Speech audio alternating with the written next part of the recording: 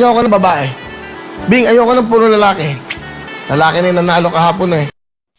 At parang puro lalaki to. Bigyan niyo ako ng babae. Milyonaryo!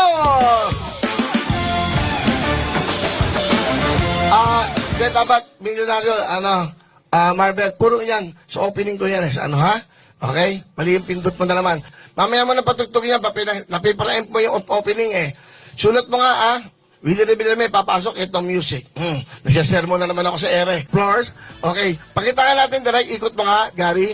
Okay, ikot mo lang. Yan, dahan-dahan lang. Okay, magmadali. Wala tayong lakad. Relax lang kayo. Okay, hindi pa natapos yung BTR nyo. Hindi pa ko tapos, pala yung BTR nyo. Akala ko pa tapos na.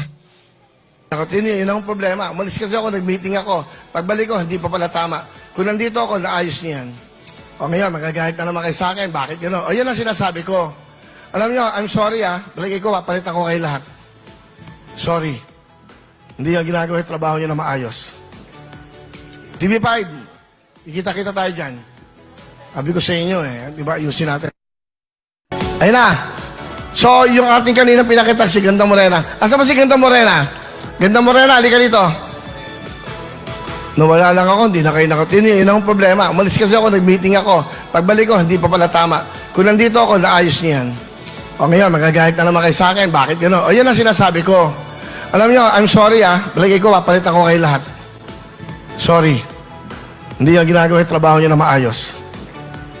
TV5, ikita-kita tayo dyan.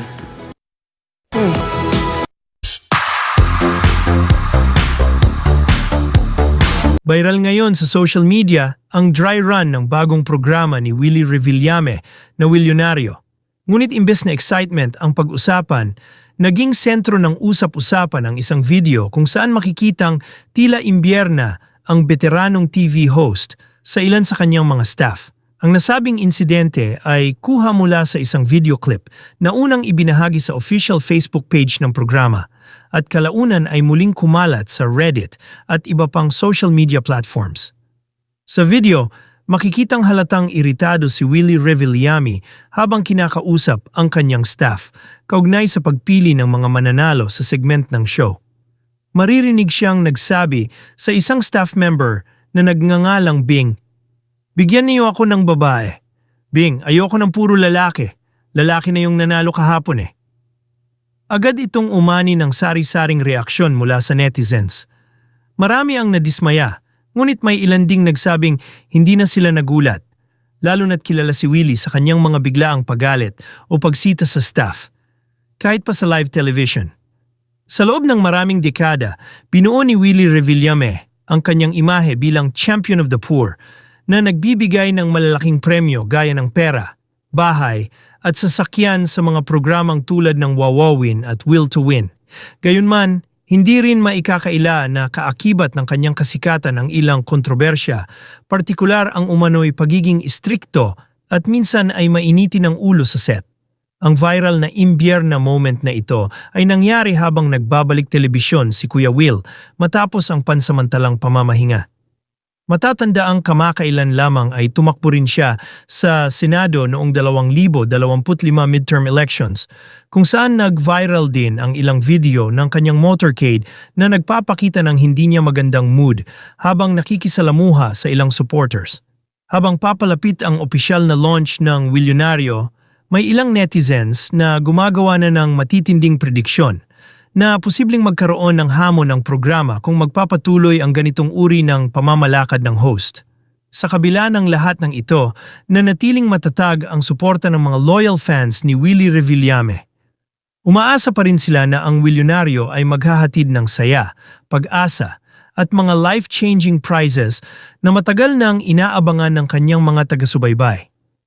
Ang pagbabalik ni Kuya Will sa telebisyon ay isa pa ring malaking kaganapan, kahit papatuloy na pinag-uusapan at hinahati ang opinyon ng publiko tungkol sa kanyang estilo bilang host at leader sa produksyon. Naku, nag-trending ito. Nitong mga nakaraang araw, grabe ito. Grabe talaga si Willie Revillame, no? Ano ba yan? Dry run pa lang. Nanermo na naman ang mga staff niya. Ano ba? Oh, ano sasabi mo? Kala ko pa naman, sabi ko, ano to? Sabi ko na pinag ano to? Ay, Sabi ko, ay palang pagbabago. Sabi ko, ay, ganun pa Yun ang din. hinihintay ng Ayun. marami. Yung Oo. pagbabago niya Oo. dito sa kanyang pinakahuling sultada na ito. Pero ano magagawa natin? Naturalesa na niya yan. Eto nga ang sabi ni Paulo Ubalde, tawa ko ng tawa. Nanay, ang dapat po, sermonaryo ang title ng upcoming show ni Kuya Will. Palagi lang naman nanenermo na tagagalit. Pero papanoorin ko po rin po yan dahil gusto kong manalo. Abangers ko po yan, sabi ni Paulo Ubalde. Diba?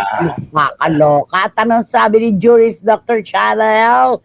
Ganyan na talaga ang pagkanaturalesa ni Sir Will. Malayo na siyang magbago, hindi pa nga umeere. Namamahiya na naman. Mag-aatrasa ng mga advertisers at lalayasan siya ng mga tauhan niyan. Sana umabot man lang ng isang season ng show niya dahil karamihan sa manonood umaasang manalo lang naman sabi niya. Ano sabi naman ni anak ko si Miss Nags, etong kanya, Kuya Will, sa anumang trabaho ang standard na etiketa ay praise in public, correct in private. Kapag ang isang empleyado ay pinagagalitan sa harap ng libo-libo o milyon-milyong manonood, nawawala ang kanyang dignidad at magkaroon ng mental health issue, partikular ang mawalan siya ng kumpiyansa sa sarili. Kaya Kuya Will, hindi pa huli para magbago o baka mauwi ka na walang kahit isang tao ang gustong makatrabaho ka. Tama, di ba? Yun naman talaga Yun ang nakakalungkot. Pag dumating ang puntong yun. Eto ang sabi ni Wating-Wating, humawa ka sa silya mo. Eto na. Okay. Ang sabi niya, Kuya Will, hindi pa nagmamansari ang show mo, nagme-menopause moment ka na naman. Kailanman hindi niya nakilala ang salitang character development. Perfectionist ba siya talaga? O justos lang? Grumpy old man. Period. Sabi niya. Sabi ni John, tama po ang sinabi ninyo. Ang inaasahan ang pagbabago. Nako, kailan siya magbabago? Yan na siya, sabi ni John.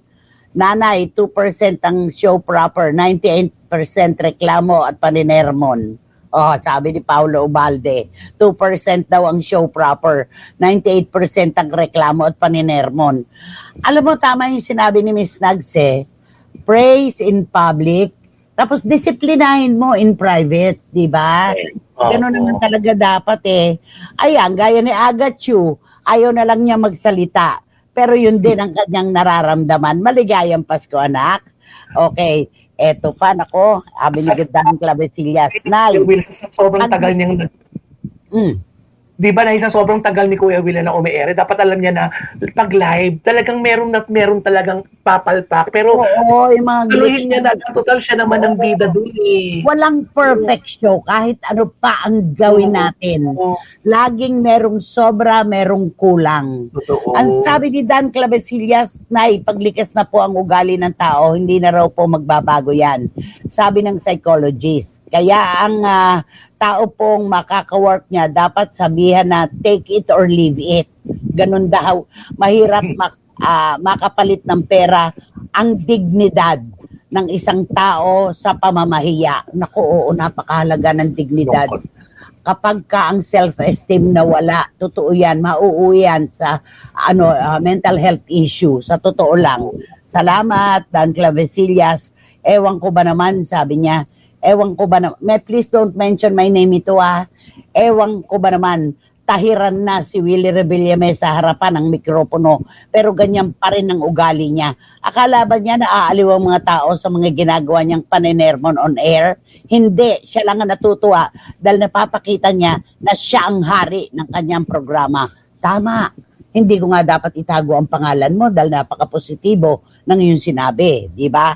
Nako bago lang ng show mo, nag-sermon ka na agad. Wala ka ng pagbabago, Kuya Will, sabi ni Tita Nene Olanday. Ay nako,